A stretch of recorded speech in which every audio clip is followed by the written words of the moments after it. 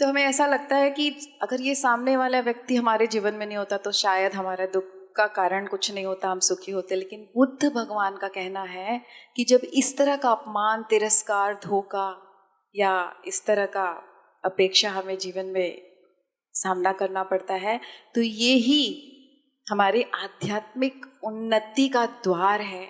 और दुख ही हमारा सबसे बड़ा गुरु है। दुख ही हमें सिखाता है। अगर हमारे जीवन में वो दुख नहीं होता, वो अपमान, वो तिरस्कार नहीं होता, तो आज हम भी सामान्य लोगों की तरह कहीं अभी घूम फिर रहे होते, सैटरडे संडे है, वीकेंड पर कहीं गए होते, आज इस ध्यान के सत्र में नहीं बैठे होते, ध्यान में नहीं आए होते, हमारी आध्यात्मिक उन्नति नहीं होती। और ये परमात्मा जिसको सबसे ज़्यादा प्रिय मानते हैं, उसी को इतना सारा दुख देकर भेजते हैं, ताकि वो इस तरह से जैसे सोने को तपाते हैं तो वो चमकता है, उस तरह से हमें तपाया जाए और हम चमकें। दुख की जड़ क्या है? हमें लगता है दुख की जड़ वो सामने वाला है, ऐसा लगता है ना हमें। दुख की जड़, क्योंकि उसने मुझे अपमान किया तो जड़ वही है, उसने मुझे धोखा दिया तो जड़ वही है, उसने मेरा तिरस्कार किया, उसने मेरी उपेक्षा की तो जड़ वही है। बुद्ध भगवान का कहना है दुख की जड़ हमारी अपनी उपेक्षा है, हमारी अपनी एक्सपेक्टेशंस हैं। हम इस भ्रम में रहते हैं कि हम सबका भला करके चल रहे हैं, हम सबको समझ रहे हैं, हम सबका सहयोग कर रहे हैं, तो वो भी हमारा सहयोग करेंगे, वो भी हमें समझेंगे, वो भी हमें मान देंगे। हम उन पे विश्वास कर रहे हैं तो वो भी हमारा विश्वास रखेंगे। ये सारे एक्सपेक्टेशंस हमारे होते हैं, ये सारे भ्रम हमारे होते हैं। इसीलिए जब सामने वाला उन एक्सपेक्टेशंस पर खरा नहीं उतरता तो हमें दुख होता है। तो सबसे पहले बुद्ध भगवान कहते हैं कि इस भ्रम को तोड़ो कि दुनिया आपके अनुसार चलेगी। जब तक हम इस भ्रम में रहेंगे कि ये दुनिया हमारे अनुसार चलेगी, चाहे वो कोई अपना हो चाहे पराया हो, तब तक हम दुख में रहेंगे। तो दुख हमारे अपने एक्सपेक्टेशन से अगर आते हैं तो दुख को समाप्त हम कैसे करेंगे? सामने वाले को बदल सकते हैं हम? क्या हम बदल सकते हैं सामने वाले को, माता जी? हाँ या ना? हर तरीके से कोशिश कर लिया, समझा लिया, बुझा लिया, हाथ जोड़ लिए, पैर पड़ लिए, गुस्सा कर लिया, सब कुछ कर लिया, धमकी दे दी, बदल गया सामने वाला? नहीं। मुंह फुला के बैठ गए 4 दिन, फुलाए रहो, सामने वाले को तो कोई असर है नहीं। सब कुछ कोशिश कर लिया, तो फिर जड़ पे अगर काम करना है तो हमें इस भ्रम को तोड़ना होगा कि हमारे अनुसार वो कार्य करेंगे, हम हमारे अनुसार वो सोचेंगे, हमारे अनुसार वो व्यवहार करेंगे। जिस दिन हम इस भ्रम से निकल जाएंगे उस दिन हमारा दुख जीरो। अभी क्या है, हम अपने इमोशंस की चाबी उसको दिए हैं, उसके व्यवहार के ऊपर हमने अपने दुख और सुख को रखा है। उसने अच्छे से बात की, तारीफ की, एक्नॉलेज किया तो हम खुश हैं, उसने अपमान दिया, धोखा दिया, एक्नॉलेज नहीं किया तो हम दुखी हैं। तो हमारा अपना अस्तित्व क्या है फिर? वो तो हमें चाबी की तरह चला रहे हैं, और चाबी उनके हाथों में देने के बावजूद भी ऐसे ही जीवन चला जा रहा है, लेकिन सुख का कहीं दूर दूर तक लेना देना नहीं है, आगमन नहीं है। तो सबसे पहले वो चाबी हम अपने ऊपर लेते हैं। अगर इस तरह की परिस्थिति का सामना करना पड़ता है तो मौन को अपनाते हैं, धैर्य को अपनाते हैं, अपने एक्सपेक्टेशंस को, अपने भ्रम को तोड़ते हैं। तब वो चाबी हम अपने हाथ में ले लेते हैं। तब सामने वाला कुछ भी करे, परिस्थिति चाहे कुछ भी हो, हमें पता है कि दुख तो हमारे भीतर से उपजती है, सामने वाला हमें नहीं देता कोई दुख। तो अगर हमारे भीतर से दुख उपज रही है और चाबी हमने ले ली है, इस भ्रम को तोड़ दिया है कि हमने मान दिया तो हमें भी मान मिलना चाहिए, क्योंकि दुनिया हमारे अनुसार नहीं चलेगी। हमें ही अपने आप को बदलना होगा, अपने भ्रम को तोड़ना होगा। यह बात समझ में आई सबको यहाँ तक? तो अपमान और कटुता सहने की कला मौन और करुणा है। जब कोई हमारे विश्वास को तोड़ता है, जब हमें नीचा दिखाता है, हमारी उपेक्षा करता है, हमारा मन करता है कि हम भी उसे मुंह तोड़ जवाब दें। उसने हमें भीतर तक तोड़ दिया है, हम भी उसे दिखा दें, हम भी उसे तोड़ दें, हम भी उसे दिखा दें कि उसने हमें छोटा नहीं महसूस कराया, ऐसा मन करता है हम भी बदला ले लें। लेकिन बुद्ध भगवान का कहना है कि यही वो क्षण होता है जब इस बदले की भावना को दबाकर हम अपनी आत्मा को और मजबूत कर सकते हैं। इसी क्षण से या तो हम और अंधकार में डूबेंगे या अपनी आध्यात्मिक उन्नति पर काम करेंगे। अगर इसी भावना में रहेंगे तो हम और अंधकार में डूबते रहेंगे। हम सोचते रहेंगे, दिन रात उनको अपने दिमाग में जगह देंगे कि ऐसा करेंगे, ऐसा बदला लेंगे, ये करेंगे। उनको कोई फर्क नहीं है, लेकिन हमारी सारी ऊर्जा नष्ट हो रही है। हम टेंशन स्ट्रेस में आ रहे हैं, हमारा बीपी बढ़ रहा है, हमें रोग आ रहे हैं, हम और अंधकार में जा रहे हैं। लेकिन इस घड़ी, इस क्षण अगर हमने ये सोच लिया कि नहीं, हम अपनी आध्यात्मिक उन्नति पर काम करेंगे, हम अपने धैर्य पर काम करेंगे, हम उनसे बदला लेने का नहीं सोचेंगे, हम धैर्य रखेंगे, उस वक्त हमारी आत्मा और मजबूत होती चली जाती है। और यही होती है आध्यात्मिक जागरण का पहला चरण। और जो ईश्वर के करीब होता है उसके ही जीवन में ये बुद्धि आती है, हर किसी के जीवन में नहीं आती। लोग अपने डेथ बेड पर भी, अंतिम समय पर भी, अंतिम सांसों में भी बोलते रहते हैं उसको अपना जायदाद का हिस्सा नहीं दूंगा, उससे उसका मुंह नहीं देखूंगा। ऐसे ही सारा जीवन भी निकल जाता है और ऐसे ही मर भी जाते हैं। लेकिन जिसको आध्यात्मिक उन्नति का ये तोहफा मिलता है ईश्वर की तरफ से, उसी के दिमाग में, उसी के जीवन में ये सोच आती है कि नहीं, मैं बदला नहीं लेने आई हूँ, मैं अपनी आध्यात्मिक उन्नति के लिए आई हूँ, मैं धैर्य से काम लेने आई हूँ। तो अगर आपके मन में थोड़ा सा भी आ रहा है कि हाँ मैं कोशिश करूँगी, तो समझ लीजिए ईश्वर ने आपको चुना है। आपकी जो ये आध्यात्मिक जर्नी है इसकी शुरुआत हो गई है। किसके किसके मन में थोड़ा सा भी आ रहा है कि हाँ हो सकता है, बन पाएगा? बहुत बढ़िया, बहुत बढ़िया, बहुत लोगों के मन में आ रहा है। और फ्रेंड्स, एक बात हमेशा याद रखिएगा कि जो दुख देता है ना, जो अपमान करता है, वो स्वयं भीतर से दुखी होता है, तभी वो दुख देता है। कोई ऐसे ही किसी को दुख नहीं देता। अगर कोई हम आध्यात्मिकता में है, क्या हम बैठे बैठे किसी को दुख देंगे? अगर हम खुशहाल जीवन जी रहे हैं, मन में हमारी शांति है, तो क्या हम किसी को दुख देंगे? नहीं ना। लेकिन जो अंदर से टूटा है, अंदर से दुखी है, अंदर से उसको इनसिक्योरिटी है, वो अज्ञान में है, अहंकार में है, जलन में है, आपकी खुशी उसको बर्दाश्त नहीं हो रही, तो सोचो वो कितने दुख में है, खुद कितनी पीड़ा में है। जलन की पीड़ा कितनी बड़ी पीड़ा होती है, भले ही वो गलत प्रकार की पीड़ा हो, लेकिन वो पीड़ा तो होती है ना। तो सोचो उसके अंदर इतना दुख है, तभी वो आपको दुख दे रहा है। तो जब हम इसको समझेंगे तो बुद्ध भगवान कहते हैं हमें उस पर नफरत नहीं, उस पर करुणा आएगी। जो स्वयं दुख में है उसके लिए क्या नफरत पालना, उसके लिए तो क्या चाहिए? करुणा चाहिए। उसके लिए क्या चाहिए? करुणा चाहिए। यदि कोई हमारी अच्छाई को नकारे तो भी विनम्रता से काम करना चाहिए। कोई हमारे नाम को कलंकित करे, हमारे पीठ पीछे बुरा बोले, तभी भी हमें अपनी शुद्धता को बरकरार रखना चाहिए।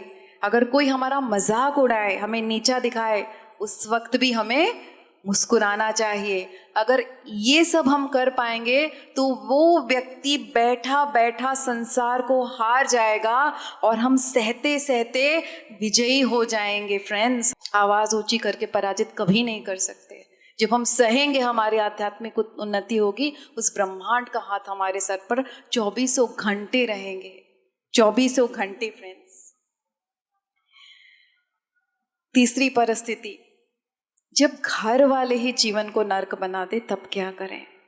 घर वालों से सबसे ज़्यादा उम्मीद होती है कि हमें प्रेम मिले, सम्मान मिले।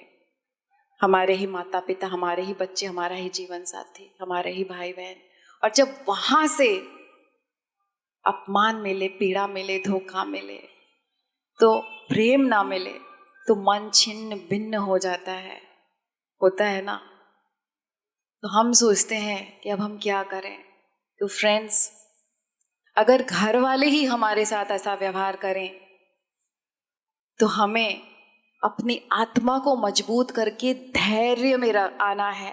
जब हम इस धैर्य को, इस शुद्धता को मेंटेन करेंगे, उसके प्रति अगर नफरत नहीं लाएंगे, उसको करुणा के भाव से देखेंगे कि उसका भी कोई अपना दुख होगा, मुझे शायद कुछ सिखाने आया है, उसके व्यवहार से ही तो मैं अपने भीतर उतरना सीखा, उसने मुझे मजबूर कर दिया कि मैं बाहर से अपनी नज़रें उठाकर अपने भीतर झांक सकूं।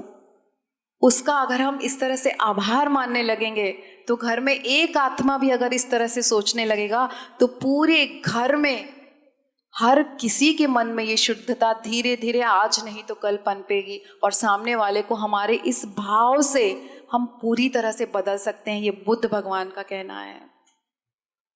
हम अपने सिर्फ इस भाव से, इस धैर्य से हम सामने वाले के व्यवहार को बदल सकते हैं, हम सामने वाले के इस नकारात्मकता को बदल सकते हैं। उसको हम अगर नफरत ना दें, उसके प्रति अगर हम करुणा रखें, उसकी परिस्थिति को समझें, ये समझें कि ईश्वर ने उसे शायद हमारे जीवन में इसीलिए भेजा है ताकि हम अपने भीतर उतर सकें, उसका आभार माने, तो हमेशा हमेशा के लिए हम आध्यात्मिक स्तर पर एक अगले आयाम पर चले जाएंगे और वो बनेगा वो सीढ़ी जिसके ऊपर चढ़कर हम अपनी उन्नति करेंगे। तो उसका आज से आभार मानेंगे कि उसको बद्दुआ देंगे। फ्रेंड्स, ये समय होता है हमारे आत्मज्ञान के लिए। जब कठिन लोगों का सामना हो तो एक आध्यात्मिक व्यक्ति को क्या करना चाहिए। अब आपके मन में ये आ रहा होगा कि तो क्या जिंदगी भर ऐसे सहते सहते मर जाए। बुद्ध भगवान ने कर लिया, उनके जितने अनुयायी थे, उनके जितने शिष्य थे, उन पर पत्थर फेंके गए, उनको भूखा रखा गया, उनका अपमान किया गया। उन्होंने क्या किया? उन्होंने कभी जवाब नहीं दिया, उन्होंने मौन को धारण किया, उन्होंने धैर्य को धारण किया, वो चुप रहे, मुस्कुराते रहे और सब सह गए। तो क्या हम वैसे हो सकते हैं? क्या जीवन भर हमें वैसा ही करना है? एक आध्यात्मिक व्यक्ति को क्या ऐसे ही सह सह के जीवन समाप्त करना है? ये प्रश्न आ रहा है आपके मन में? रामकृष्ण परमहंस जी की एक कथा है, उन्होंने इसी चीज का जवाब बहुत सुंदर से दिया है इस कथा के रूप में। एक बार एक गुरुजी थे एक गांव में और वो अपना प्रवचन दे रहे थे। उनके सारे शिष्य बैठकर प्रवचन सुन रहे थे। गुरुजी ने कहा कि हर एक इंसान के अंदर नारायण बैठा है, वो परमात्मा बैठा है, उस परमात्मा का अंश हर एक इंसान के अंदर है। शिष्य ने पूछा, गुरुजी मैं जीवन से बहुत ज़्यादा परेशान हूँ, मैं जहाँ जाता हूँ मेरे लोग मजाक उड़ाते हैं, मेरा तिरस्कार करते हैं, मेरा उपयोग करते हैं, कोई मुझे प्रेम नहीं देता, मेरा दिल बहुत दुखता है, तो मैं क्या करूँ? तो गुरुजी ने कहा, जब उसके भीतर नारायण है और नारायण ही तुम्हारा उपहास कर रहे हैं, तुम्हें दुख दे रहे हैं, तुम्हें पीड़ा दे रहे हैं, तो फिर तुम्हें क्या करना चाहिए? तो शिष्य ने कहा, मुस्कुराते हुए झेलते हुए आगे बढ़ जाना चाहिए। तो गुरुजी ने कहा, सही उत्तर, तुम्हें तो पता है यही करना चाहिए। तो जब कोई पीड़ा दे, उपहास करे, अपमान करे, तो उसके अंदर उसी वक्त मनस्थिति में लाओ, इसके अंदर तो प्रभु का वही अंश है जो मेरे अंदर है। तो प्रभु ही मेरे किसी कर्म के कारण या मेरी किसी सीख के कारण मुझे ये उपहास, ये अपमान दे रहे हैं, तो मैं इसको मुस्कुरा कर ले लूँ, क्योंकि प्रभु की दी हुई चीज़, नारायण की दी हुई चीज़ तो कभी भी गलत हो ही नहीं सकती। हो सकती है क्या? तो शिष्य को बहुत अच्छे से समझ में आ गया और वो आजकल फिर यही करने लगा। जब गांव में घूमता, ठट्टे करता, तो कभी कोई उसका उपयोग करता, कभी कोई मजाक उड़ाता, वो मन में लाता कि अरे इसके अंदर तो नारायण है, नारायण ने मुझे मेरे कर्म काटने के लिए ये अपमान दिया है। वो खुशी खुशी जीवन यापन करने लगा। उसको बहुत आनंद आ रहा था कि हाँ, मुझे तो ये मिल गया, एक बहुत अच्छी, मुझे तो दुनिया की बहुत बड़ी सीख मिल गई। वो बहुत खुशी खुशी एक दिन ऐसे ही रास्ते पे चला जा रहा था। अब वो जब जा रहा है तो सामने से कुछ लोग चिल्लाते हुए आए कि एक पागल हाथी आ रहा है, रास्ते से हटो वरना वो आपको कुचल देगा। तो ये जैसे ही हटने को हुआ, उसको गुरुजी की वाणी याद आई। बहुत सीधा सरल वो व्यक्ति था, उसको गुरुजी की वाणी इतने अच्छे से समझ में आ गई कि उसने पूरा उतार लिया कि नारायण तो सब में है। अपना दिमाग नहीं लगाया, कुछ नहीं लगाया, गुरुजी ने कह दिया नारायण है, मतलब हाथी में भी नारायण है, मैं तो नहीं हटने वाला यहाँ से। गुरुजी ने कहा है सब में नारायण है, तो हाथी में भी नारायण है, नारायण तो मुझे कुचल ही नहीं सकते, वो तो मेरा हित कर ही नहीं सकते। तो वो वहाँ डटे रहा, मैं तो नहीं हिलूंगा। अब उस पागल हाथी के ऊपर एक महावत था जो जोर जोर से चिल्ला रहा है कि सामने से हटो, सामने से हटो, हम आ रहे हैं, सामने से हटो, अपनी जान बचा लो। वो हाथी को कंट्रोल कर रहा है, ठीक है। अब वो कहता है, महावत की मैं क्यों सुनूं, नारायण तो मेरा कुछ कर नहीं सकते। गुरु जी की वाणी पर वो टिका है और महावत की बात नहीं सुना और वहीं बैठ गया। तो हाथी को तो पता नहीं भाई, अब आप जाकर रास्ते पे बैठ जाएंगे उसके अंदर नारायण, तो हाथी तो नहीं रुकेगा। वो आया अपनी सूंड में उसको लपेट के पटक दिया, वो जाकर गिरा और पूरी तरह से वो घायल हो गया। उसको लेकर उसके गुरु के पास सब चले गए। अब वो गुरु जी को रोता हुआ कह रहा है, आप ही ने मुझे सिखाया, नारायण है सब में, तो मैं बैठ गया, नारायण ने देखो मेरा क्या किया। तो आप ही की शिक्षा में कुछ प्रॉब्लम है, मेरी तो कोई गलती नहीं है, आपने जो बोला मैंने तो माना, तो क्या आपकी शिक्षा गलत है? गुरुजी रोते वो पूछता है। तो गुरुजी कहते हैं कि नहीं, जब हाथी में नारायण था तो उसके ऊपर बैठे उस महावत में भी तो नारायण था, उस नारायण की बात तुमने क्यों नहीं सुनी? तो इस कहानी से परमहंस जी ने, रामकृष्ण परमहंस जी ने आध्यात्मिक व्यवहार के ऊपर ये पूरी संरचना दी है। इसके 3 तथ्य हैं, इन 3 तथ्यों को हम समझेंगे तो जीवन में हम जानेंगे कि हम नाम ऐसा देते हैं हाथी नारायण और महावत नारायण, कि जब हाथी नारायण और महावत नारायण दोनों बोल रहे हैं तो हमें किसकी सुननी है। ठीक है, इसमें वो कहते हैं हाथी नारायण कौन है? ये वो लोग हैं जो अपने कर्म से नकारात्मक हैं, टॉक्सिक हैं, विनाशकारी हैं, हमें दुख देते हैं, दर्द देते हैं, उनको हम हाथी नारायण का ओहदा दे देते हैं। उनके भीतर भी ईश्वर है, लेकिन वो अपने अहंकार की वजह से, अपने अज्ञान की वजह से, अपने खुद की सुरक्षा की वजह से, अपने नकारात्मकता की वजह से वो उस नारायण को अपने अंदर पूरी तरह से प्रस्फुटित होने नहीं दे रहे हैं। जैसे सूर्य होता है, सूर्य के सामने कभी कभी बादल आ जाते हैं ना, तो सूर्य क्षण भर के लिए, घड़ी भर के लिए छुप जाता है। तो कोई इंसान क्या वहां बैठेगा कि भाई बादल आ गए तो मैं भीग के जाऊं? जो मूर्ख होगा वो बैठेगा। जो आध्यात्मिकता के स्तर पर थोड़ी भी जिसकी बुद्धि होगी, वो बादल देख के क्या निकालेगा? अपना छाता निकालेगा। तो जब इस तरह के व्यक्ति हमारे जीवन में आए तो उनकी ये बातों को सहना हमारी मूर्खता होगी। हमें क्या करना है? उस वक्त हमारा छाता निकालना है अपनी सुरक्षा के लिए। तो पहला तथ्य हमारा क्या हुआ? हाथी नारायण। हाथी नारायण कौन लोग हुए? जरा बोलिए, हाथी नारायण कौन लोग हुए? समझ में आ रहा है आपको? कौन हुए? जो लोग हमें तकलीफ देते हैं और दुख देते हैं और हमारा अपमान करते हैं, और उनसे सुरक्षा करना खुद को हमारा आध्यात्मिक कर्तव्य है। श्री रामकृष्ण परमहंस कहते हैं कि उनसे खुद की सुरक्षा करना हमारा आध्यात्मिक कर्तव्य है। कैसे कैसे लोग होते हैं? एक कहा गया है कांस्टेंट क्रिटिक, जो हमेशा हमारी आलोचना करेंगे, हमारी गलती हो ना हो हर बात में हमारी गलती निकालेंगे, हमारा मनोबल को तोड़ेंगे और हमें वो दुखी करेंगे। दूसरा कौन है? मैनिपुलेटर। मैनिपुलेटर क्या करते हैं? जो तोड़ मरोड़ के चीज़ों को ऐसे पेश करेंगे कि चाहे उनकी ही सारी गलती हो, लेकिन हमें वो ऐसा महसूस कराएंगे कि हमारी गलती है। या तो साइलेंट ट्रीटमेंट दे देंगे, हमें इतना उकसाएंगे, जब हम फूट पड़े तो फिर सारी गलती हमारी हो गई कि तुमने तो जवाब दे दिया, और वो जो कर रहे हैं वो सब गया पानी में। तो वो इस तरह से चीज़ों को सामने लाएंगे कि भले ही उनकी गलती हो, लेकिन वो हमें हमेशा ऐसा महसूस कराएंगे कि हम ही दोषी हैं। ठीक है, और इसी तरह से हमारा मनोबल वो कम करेंगे। एक और कौन होता है? एनर्जी वैम्पायर, जो हमारी ऊर्जा को चूस लेते हैं। वो क्या करेंगे? वो हमेशा जब भी सामने आएंगे इसकी बातें उसकी बातें करेंगे, हमसे शिकायत करेंगे, और इस तरह से अपनी नेगेटिविटी को हमारे ऊपर उड़ेल देंगे कि उनसे बात करने के बाद हम थक जाएंगे, हम पूरी तरह से खाली हो जाएंगे। ऐसा होता है, 1 घंटा किसी से फ़ोन पे बात कर ली सारी पड़ोसी की, और फिर ताकत नहीं रही खाना बनाने के लिए।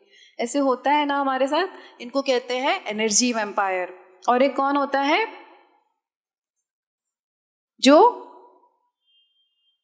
हमें यूज करता है, हमारा शोषण करता है, जो हमें प्रेम तो नहीं करता लेकिन भावनात्मक रूप से या शारीरिक रूप से हमें हमेशा हानि पहुंचाने की कोशिश करता है, हमारा इस्तेमाल करता है अपने काम निकालने के लिए। तो इनसे हमें कभी प्रेम नहीं मिलता, लेकिन हम इसके सामने टूट जाते हैं, खाली हो जाते हैं। इस तरह के जो लोग हैं, ये किस कैटेगरी में आएंगे? हाथी नारायण की कैटेगरी में। तो इन सब के व्यवहार को सहते रहना आध्यात्मिक मूर्खता है। आध्यात्मिक मूर्खता है। तो दूसरा प्रतीक हमारा क्या है? हाथी नारायण हो गया। हाथी के ऊपर कौन बैठा था? महावर। तो दूसरा प्रतीक महावर नारायण है। महावर नारायण क्या करेगा? वो हमेशा हमें सावधान करेगा, हमेशा हमें कहेगा कि इनसे बचो, इनके साथ रहकर तुम्हें अच्छा नहीं लग रहा, ये तुम्हें प्रेम नहीं करते, ये तुम्हारा इस्तेमाल कर रहे हैं। हमारी अंतरात्मा के रूप में, हमारी अंतरात्मा के आवाज़ के रूप में वो आएगा, हमारी इंट्यूशन के रूप में आएगा। हमारे शुभ चिंतक हमें बोलेंगे, वो भी महावत नारायण का रूप लेंगे कि ये व्यक्ति के साथ, कभी कभी माता पिता कहते हैं ना, इस व्यक्ति के साथ डीलिंग मत करो, इसके साथ संगत मत करो, कोई सही नहीं है, कोई बहुत अच्छा दोस्त है, हमारा शुभ चिंतक है। ये भी हमें महावत नारायण के रूप में हमारे जीवन में आएंगे। इनकी आवाज़ को कभी भी अनसुना नहीं करना है। जब हम इनकी आवाज़ को अनसुना करके सहते रहते हैं तो हम जीवन में और अंधकार में जाते रहते हैं। रामकृष्ण परमहंस जी कहते हैं, जब महावत नारायण की आवाज़ चीख चीख के हमें कुछ कहती है तो उसकी आवाज़ को सुनना चाहिए और उस पर अमल करना चाहिए। हमारे गुरु भी कभी कभी हमसे कहेंगे कि ऐसा करो, ऐसा ना करो, उस वक्त भी उनकी आवाज़ को सुननी चाहिए। हमारे अनुभव भी महावत नारायण का काम करते हैं। कैसे? हमने किसी पे भरोसा किया, उसने धोखा दे दिया, हमने पैसे दे दिए, उसने रिटर्न नहीं किया, तो हम अपने अनुभव की ना सुन के उसको दोबारा पैसे देंगे तो हमारी गलती है, क्योंकि हमारे जो अनुभव हैं वो भी कौन है?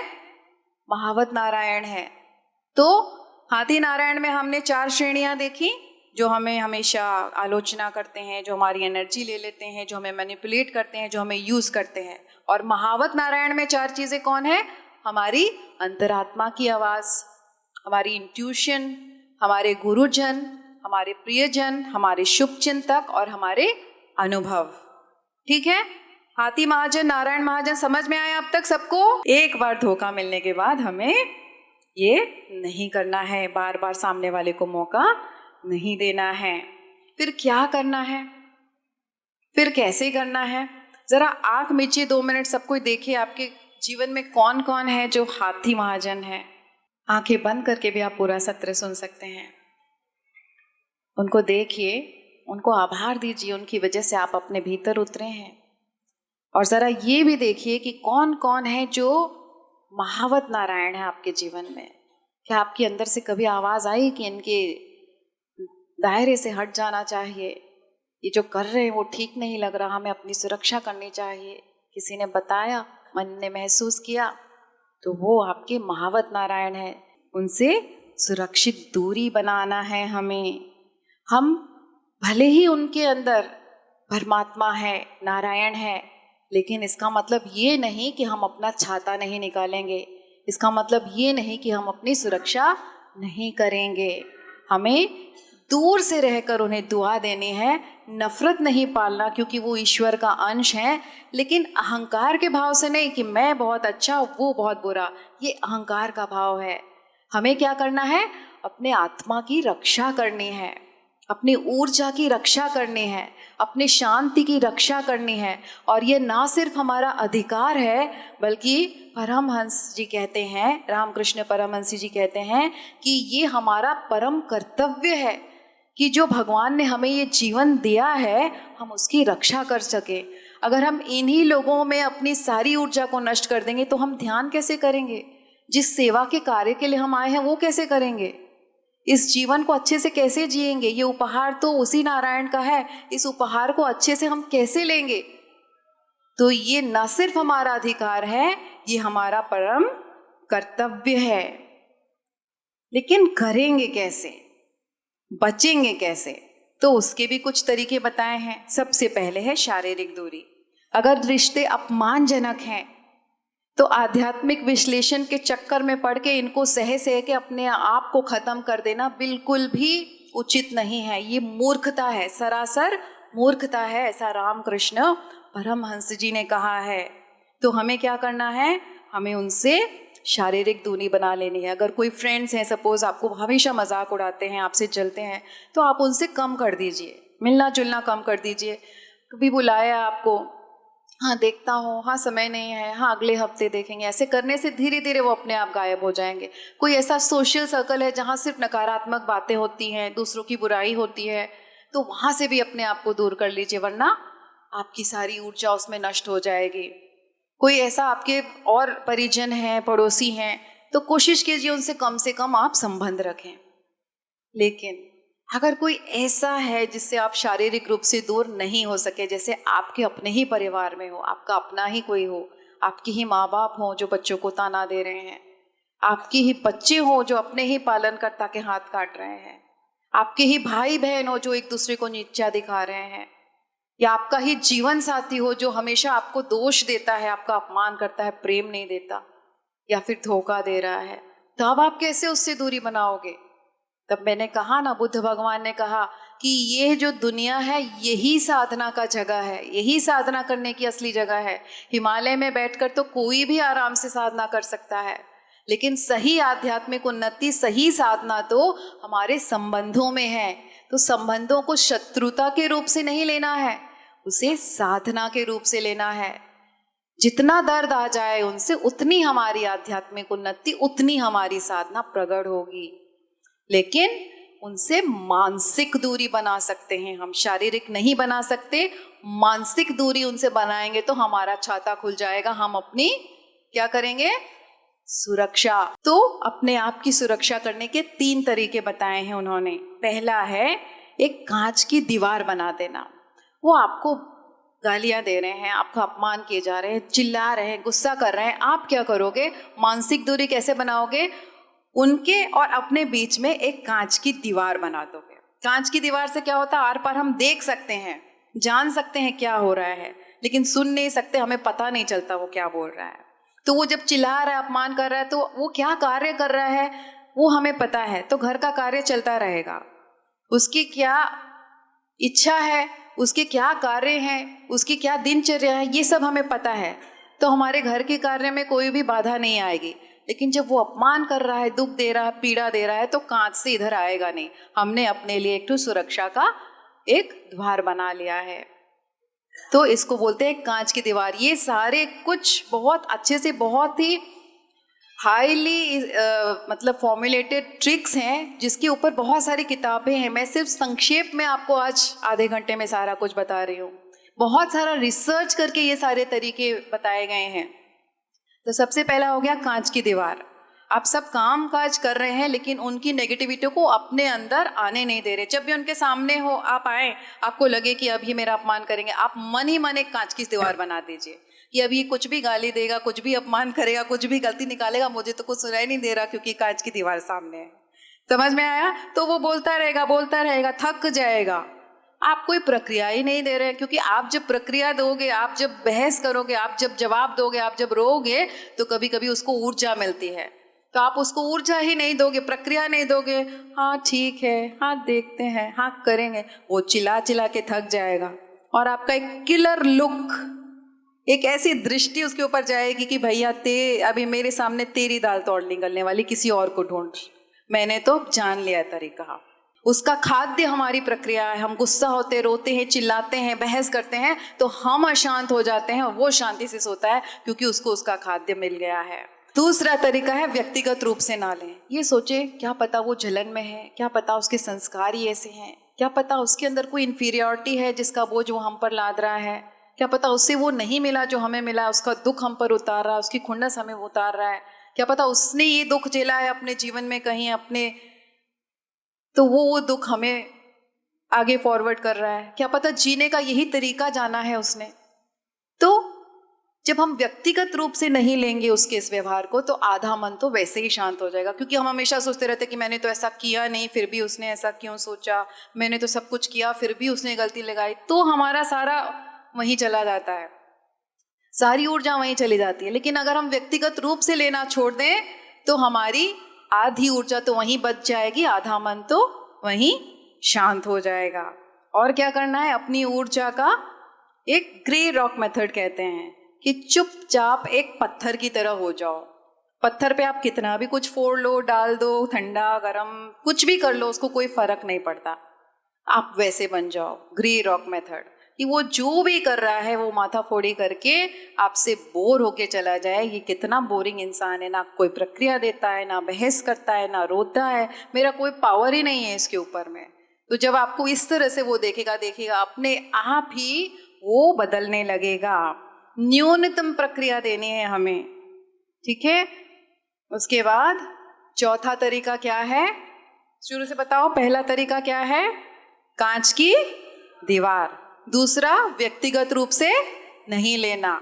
तीसरा, न्यूनतम प्रक्रिया देना, एक पत्थर की तरह हो जाना। और चौथा है अपने आप को रिचार्ज करना। जब भी उसके सामने आओ, आपको लगे थका हुआ सा, तो अपने आप को रिचार्ज कर लो। बाहर से आते हैं, अगर हाथ गंदे हो जाते हैं, खेतों से आते हैं या कुछ ऐसा काम करके, तो हाथ धोते हैं ना, साबुन से सफाई करते हैं। तो जब उससे बहस करके या उसके आप ऑरा के अंदर से बाहर निकल कर आओ, आपको मन थका हुआ सा लगे, तो पहले क्या करना, अपने आप को सफाई करना है। और सबसे अच्छा तरीका बताया है रामकृष्ण परमहंस ने कि तरीका है करुणा और स्पष्टता में बैलेंस लाना। उसके प्रति कितनी करुणा रखनी है और कितनी स्पष्टता रखनी है उस परिस्थिति को लेकर। मतलब मन तो मोम के जैसा नरम, पर रीढ़ एकदम स्ट्रांग, कि हम समझ भी रहे हैं, करुणा में भी हैं, उसकी परिस्थिति को भी समझ रहे हैं। हमें पता है कि उससे नफरत नहीं करनी है, हमें पता है कि हमें सिर्फ अपनी आत्मरक्षा करनी है, हमें पता है कि अहंकार से उसे नीचा नहीं दिखाना है, लेकिन हमें ये भी पता है कि अपनी सुरक्षा कैसे करनी है। कैसे करें ये सुरक्षा, करनी तो है, लेकिन करें कैसे, कोई बताएगा? दूसरों को सिखाना कि हमारे साथ कैसा व्यवहार करना चाहिए, इसकी बहुत धैर्य का काम है और बहुत समय का काम है। धीरे धीरे शुरू करेंगे। कैसे करेंगे पता है? अपना दायरा बहुत ही स्पष्टता के साथ में और बहुत ही अफर्मेटिवली उनको बताना है।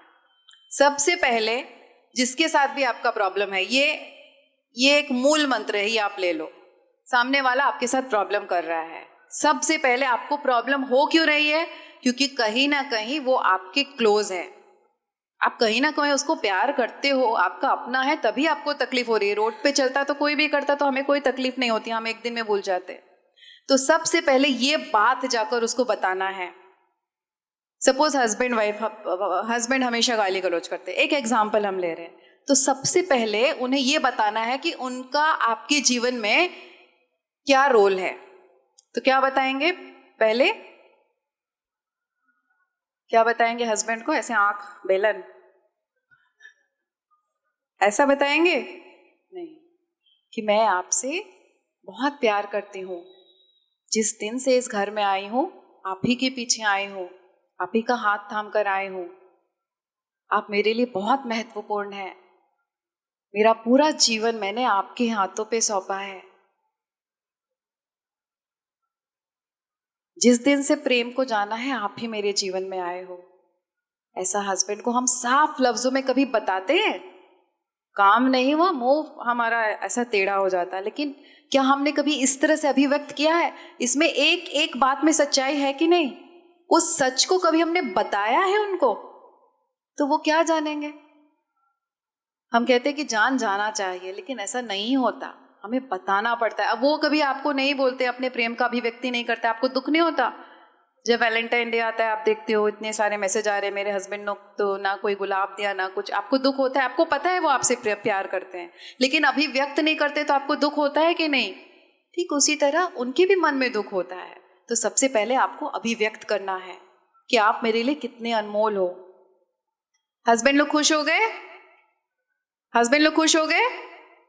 हस्बैंड लोगों को समझ में आ गया? उसके बाद उनकी जिस चीज से हमें प्रॉब्लम है, जिस चीज से, जिस व्यवहार से हमें आपत्ति है, उसे साफ साफ बोलना है कि मैं आपसे इतना प्रेम करती हूँ, आप मेरे लिए अनमोल हो, लेकिन जब आप मेरा सबके सामने इस तरह से अपमान करते हो, घर वालों के सामने मेरा तिरस्कार करते हो, या फिर हर बात पर मेरा दोष निकालते हो, तो मुझे बहुत तकलीफ होती है, मेरा दिल टूट जाता है, मेरा दिल छिन्न भिन्न हो जाता है। तो आपने बताया कि उनके किस व्यवहार से आपको क्या प्रॉब्लम है। और तीसरा स्टेप क्या है? इस व्यवहार को बदलना है, और अगर नहीं बदला जाए तो आप क्या करेंगे, आप वो बताएंगे। इसी से हम अपने दायरों को बना सकते हैं। कैसे बताएंगे? अगली बार आप ऐसा व्यवहार मेरे साथ करोगे तो मुझे अच्छा नहीं लगेगा। अगर आप जोर से मेरे ऊपर इस तरह से चिल्लाओगे तो मैं वहां से चली जाऊंगी, मैं और नहीं सुनूंगी। क्योंकि मैं आपसे इतना प्रेम करती हूँ तो मेरी ये अपेक्षा है कि आप कम से कम मुझसे ठीक से बात करें। तो 3 स्टेप में हमने अपना दायरा उनको बता दिया। अगर वो इंसान सच में आपसे प्यार करता है, आपकी कद्र है, बस वो भूल गया है, उसे पता नहीं है, उसने आपको टेकन फॉर ग्रांटेड ले लिया है, तो आपकी इस तरह से अभिव्यक्ति से वो ज़रूर बदलेगा। और आपकी इस अभिव्यक्ति से अगर वो ना बदले तो आप जान जाएं कि वो आपसे प्यार नहीं करते, वो सिर्फ आपका इस्तेमाल कर रहे हैं। यही तरीका है जानने का कि किसको अपने जीवन में रखना है और किसको अपने जीवन में एक दूरी बनाकर अपने आध्यात्मिक राह पर आगे बढ़ना है। क्या 3 स्टेप्स हैं अपने दायरे बनाने के? बताए, कौन बताएगा? पहला स्टेप है, आप उस इंसान को बताओगे कि वो आपके जीवन में क्या जगह रखता है।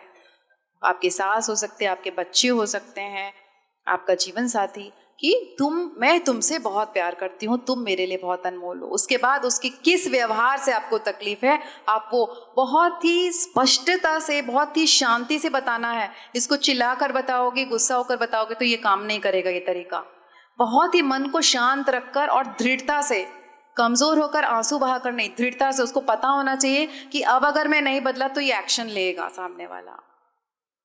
बहुत ही दृढ़ता से और स्पष्टता से उसको बताना है कि इस व्यवहार से मुझे तकलीफ है, और उसके बाद इस व्यवहार को अगर नहीं बदले तो मैं ये करूँगी।